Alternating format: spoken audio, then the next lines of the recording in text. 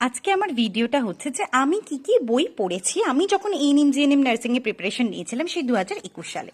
তো আমার কাছে যেটা হচ্ছে এই নবম শ্রেণীর এই বইটা, যেটা ভূঁইয়া সাহার বই ছিল একটা, সেটা 9-এর ছিল, এবং দশম শ্রেণীর এই নবোদয় পাবলিকেশনের ছিল। আমি আমার অ্যাভেলেবেল বইগুলোই কিন্তু পড়েছি। এছাড়া আমি যখন ক্লাস 9-10-এ পড়ি তখনকার আমার একটা সহায়িকা ছিল ভূঁইয়া এবং ধর, সেই বইটাও কিন্তু আমি দেখতাম। এছাড়া এখন দেখলাম একটা খুব ভালো পাবলিকেশনের, এই যেমন এটা ভট্টাচার্য ব্রাদার্সের বইটা দেখলাম 9-10-এর, বেশ ভালো করেছে, গুছিয়ে দেওয়া আছে। তোমরা চাইলে কিন্তু এটাও দেখতে পারো।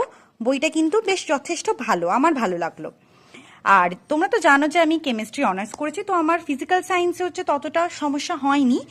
আর লাইফ সায়েন্সের ক্ষেত্রে আমি এই সাঁতরা পাবলিকেশনের বই পড়েছি, ক্লাস 9 এবং 10 পড়েছি। আর যেহেতু আমি বিএসসি নার্সিংয়েরও প্রিপারেশন নিয়েছি, তো তার সাথে আমি 11 এবং 12-এর এনসিইআরটির বায়োলজি বই লাইন বাই লাইন পড়েছি। তোমরা যারা জানতে চাও যে আমি কিভাবে পড়তাম, সেই ভিডিও অলরেডি আমার চ্যানেলে একটা করা আছে, ডেসক্রিপশনে আমি তার লিঙ্ক দিয়ে দিলাম। আচ্ছা, ম্যাথের জন্য তোমরা তো অ্যারিথমেটিক পার্টটা বেশি পড়বে, তো সেটা হচ্ছে তুমি সুবীর দাসের বইটা দেখতে পারো যাদের কাছে আছে। আমি সুবীর দাসটাই দেখতাম, যেখানে খুব শর্টে, এবং তুমি যদি এটা করে যেতে পারো ম্যাথে তোমার কিছু আটকাবে না, এটা আমি বলে দিতে পারি। আর প্র্যাকটিসের জন্য আমি একটা বই, এটা আমি এখানে আমার পাশের এখানে দোকান থেকেই কিনেছিলাম প্র্যাকটিসের। তখন দেখো আমাদের নাম্বার ডিভিশনটা আলাদা ছিল, ঠিক আছে? তো প্র্যাকটিসের যে কোনো পাবলিকেশনের, তবে তপতি পাবলিকেশনের নিলে ওটার রিভিউটা দেখেছি ভালো।